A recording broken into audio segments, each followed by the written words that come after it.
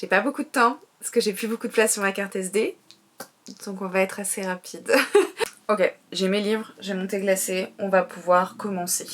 Salut tout le monde, j'espère que vous allez bien. Aujourd'hui je vous retrouve dans une nouvelle vidéo pour vous ouvrir en fait une nouvelle case de ma bibliothèque de sorcières. Vous savez, c'est cette série de vidéos où en fait je vous présente mes livres ésotériques par catégorie. Donc j'avais fait le tarot, j'avais fait les cristaux, j'avais fait... Qu'est-ce que j'avais fait? J'avais fait la magie verte, l'astrologie, etc. Et aujourd'hui j'avais envie de vous parler des livres que j'ai qui vont traiter de la lune. Voilà. Les livres que je vais vous présenter, ils sont séparés en deux catégories. La première catégorie, c'est en gros les livres qui vont parler exclusivement de la lune. Et ensuite, vous avez ces livres qui vont pas parler uniquement de la lune, c'est-à-dire c'est pas leur sujet principal, mais vous allez avoir des informations sur la lune, sur les phases de la lune, sur les énergies de la lune, etc. dans ces livres-ci. D'ailleurs, la plupart des livres de cette deuxième catégorie, entre guillemets, je vous les ai déjà présentés sur la chaîne, mais là je vais plus m'attarder sur ce dont ils parlent par rapport à la lune. Voilà. Le premier livre dont je voudrais vous parler, c'est celui-ci, donc c'est La Lunologie de Yasmine Bolland.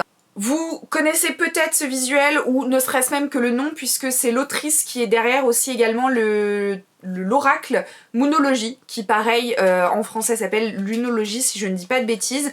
J'ai l'oracle Moonologie d'ailleurs, je vous en avais déjà parlé sur les réseaux sociaux. L'oracle Moonologie, je vous l'avais déjà présenté sur les réseaux sociaux puisque ça fait partie de mes oracles préférés, où vous allez vraiment avoir des dessins de la lune et vraiment toutes les lunes un peu particulières, etc. Et il y a donc aussi également ce livre. L'oracle, je l'ai en anglais, mais par contre le livre, je l'ai en français. C'est un livre du coup qui est très complet en ce qui concerne du coup la lune de manière générale. Ce livre, vous allez l'utiliser pour avoir un travail poussé avec la lune, c'est-à-dire pas seulement le travail des esbats avec notamment des rituels, etc. Puisque vous allez avoir, par exemple, on va nous parler de ce qu'est la lune quotidienne. Alors qu'est-ce que c'est que la lune quotidienne? Planifier sa vie en fonction de la nouvelle lune, prédire votre avenir au moyen de la nouvelle lune, etc. C'est un livre qui est très orienté astrologie, c'est-à-dire qu'en fait sur chacun des chapitres de manière générale que vous allez avoir, on va vous parler de l'astrologie. Par exemple, comment les signes du zodiaque aromatisent la nouvelle lune, guide de la nouvelle lune dans chaque signe, guide de la nouvelle lune dans chaque maison, nanani nanana, guide de la pleine lune dans chaque signe, guide de la pleine lune dans chaque maison. Bref, vous avez compris le concept. Mais malgré tout, il est quand même assez complet. Ce qui est sympa, c'est que vous avez ce que l'autrice appelle une FAQ à la fin de chaque chapitre. Pas tous, mais sur la plupart des chapitres, à la fin, vous avez une FAQ. Donc, par exemple, c'est des questions...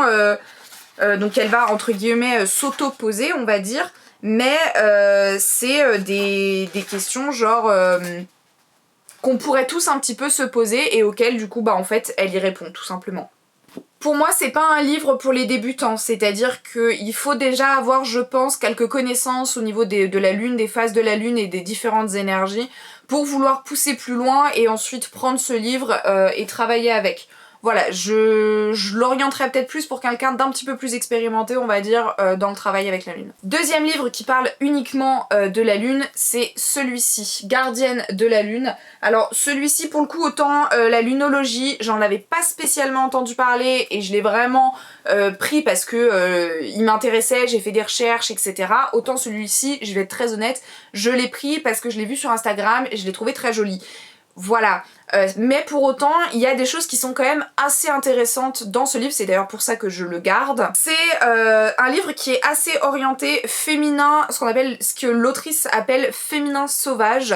Donc c'est tout ce qui va avoir un rapport avec le féminin, le fait de s'approprier son féminin sacré, travailler avec la lune au niveau du cycle menstruel, ce genre de choses. Pour le coup, c'est un livre qui se veut un petit peu plus introductif, je pense, et qui est un petit peu plus adapté pour les débutants. On va d'ailleurs notamment nous parler des 4 phases principales de la lune, mais aussi en gros des autres phénomènes lunaires.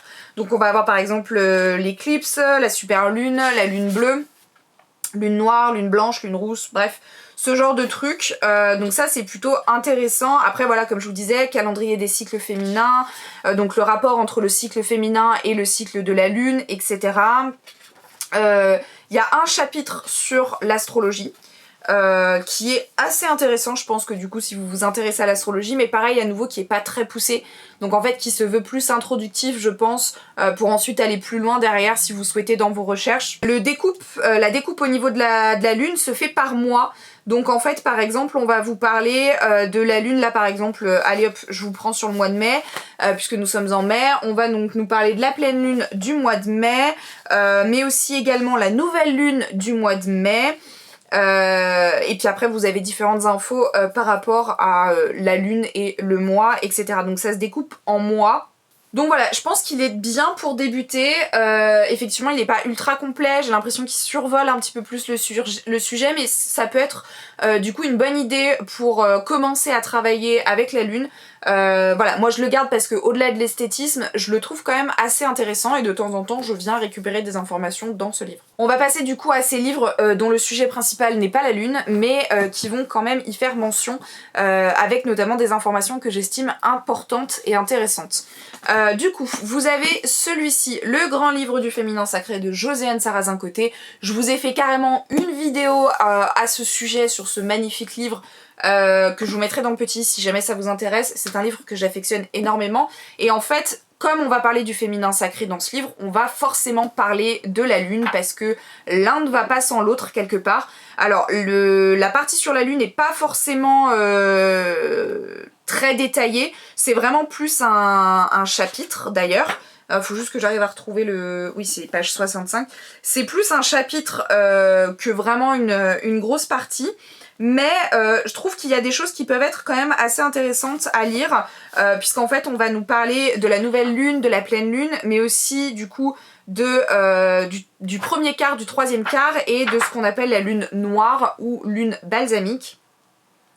Voilà, avec des informations qu'on n'a peut-être pas forcément dans d'autres livres, donc ça peut être aussi intéressant de s'y pencher là-dessus. Évidemment, n'achetez pas ce livre s'il y a juste la partie lune qui vous intéresse, parce que le livre vaut quand même 25 €, donc c'est peut-être pas forcément une bonne idée, mais effectivement, si vous l'avez, il y a des informations intéressantes au niveau de la lune dans ce livre.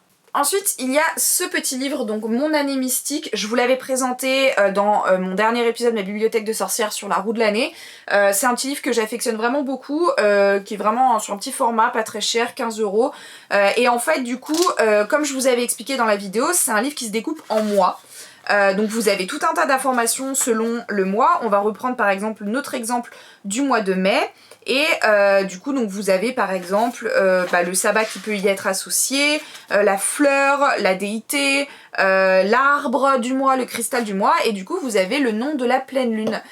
Et ça je trouve ça sympa, nom de la pleine lune, et vous avez aussi un sort qui est associé à la pleine lune, donc ça peut être sympa aussi pour débuter, pour commencer à essayer de rassembler des petits rituels ou des petits sorts en rapport avec la pleine lune. Ça peut être une bonne idée pour débuter avec ce petit livre, parce que pour le coup il y a d'autres petites informations par rapport au mois qui peuvent aussi accessoirement vous aider à constituer vos propres rituels, donc c'est plutôt cool. Enfin, dernier livre que je souhaite vous présenter, enfin techniquement je vous l'ai aussi déjà présenté, c'est celui-ci, mon almanach païen. Donc pareil, je vous l'avais présenté dans mon épisode de ma bibliothèque de sorcières sur la roue de l'année. Et donc comme je vous expliquais dans cette vidéo là, celui-ci on n'est pas sur un découpage par mois, on est sur un découpage astrologique. C'est-à-dire que si on prend du coup ce qu'on appelle du coup notre mois de mai, et bah du coup on va se retrouver sur le bélier, si je dis pas de bêtises. Non. Bêtise. On va se retrouver sur le soleil en taureau. Donc le découpage se fait ainsi, vous allez avoir des informations à nouveau sur un sabbat qui peut y être associé, vous allez avoir à nouveau une petite histoire, etc. Différentes informations en rapport avec tout ça, et vous avez surtout des informations sur la pleine lune. Donc c'est ce qui nous intéresse ici. Et en fait, ce qui est intéressant, c'est qu'on va nous parler, du coup, comme on va parler d'un aspect dans un découpage astrologique, le soleil il est en taureau, et ben la lune elle est dans quel signe? Et ben là elle va être en scorpion, et du coup ça va apporter des informations supplémentaires sur la pleine lune en question. Donc c'est pour ça que je trouve ça intéressant, parce que du coup vous avez cet aspect astrologique qui peut être sympa. Donc voilà, pareil, si du coup vous l'avez, il y a des informations sur les lunes qui sont assez intéressantes. Par contre, ces deux-là, vraiment, vont vous parler uniquement des pleines lunes. Vous n'allez pas avoir la nouvelle lune, vous n'allez pas avoir les autres phases de la lune et les événements lunaires. Donc c'est pour ça que ça peut être intéressant de découper vos informations, de recouper pardon, vos informations un peu ailleurs si jamais c'est un sujet, un domaine qui peut vous intéresser. Mais en tout cas, c'est sympa pour débuter. Écoutez, cette vidéo était assez rapide, j'ai l'impression. J'espère quand même qu'elle vous a plu.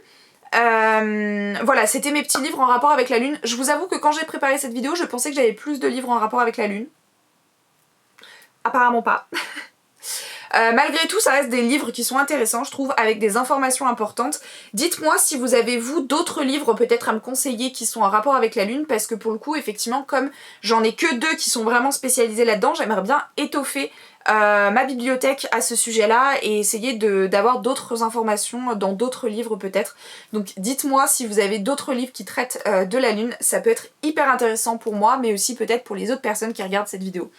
Voilà, n'hésitez pas à me dire ce que vous avez pensé de cette vidéo en commentaire. Je vous fais plein de bisous. Je vous dis à la semaine prochaine dans une nouvelle vidéo. La semaine prochaine, on se retrouve pour un épisode des Carnets de Julie. Je sais que c'est des épisodes que vous attendez avec impatience, surtout que apparemment vous adorez les vidéos longues. Ok, pas de souci. Si vous adorez m'entendre parler, je vais parler. Donc soyez prêts, la semaine prochaine, un nouvel épisode des Carnets de Julie. Préparez votre popcorn, préparez votre tisane, votre thé, votre café, peu m'importe. Soyez prêts, la vidéo est très longue. Donc voilà, accrochez-vous. En attendant, je vous fais plein de bisous et prenez soin de vous.